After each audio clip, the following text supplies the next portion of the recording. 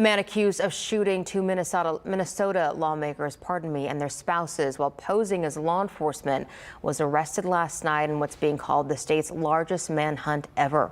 Representative Melissa Hortman and her husband were killed, and Senator John Huffman and his wife were injured. Jay Gray's in St. Paul with details on the arrest.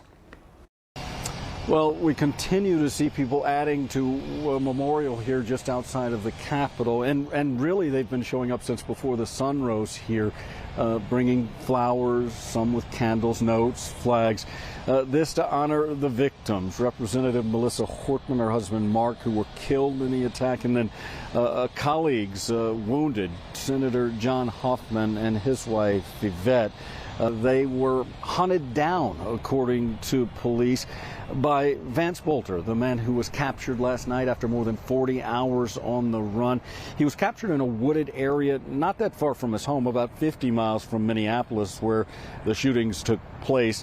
The first break in the case came when police found a car that they believed he had used after the attacks abandoned along the side of the road there. And then as they were out and investigating that and pulling evidence from that vehicle, they said that they got a tip from a neighbor who said they thought they saw him running through the forest. And that's when they began to assemble a huge team of officers, federal agents. They stalked the suspect through the woods using drones at times, a chopper with infrared locators on board, and they continued to narrow in and finally made their move just after nightfall, arresting the 57-year-old. He was called out of the woods and told to crawl to officers. He did have a weapon at the time of his arrest, but we are told that there was no confrontation between law enforcement and the suspect here. Things moving very quickly on the legal side of this as well. We are told that Bolter will have his first day in court on this case later this afternoon.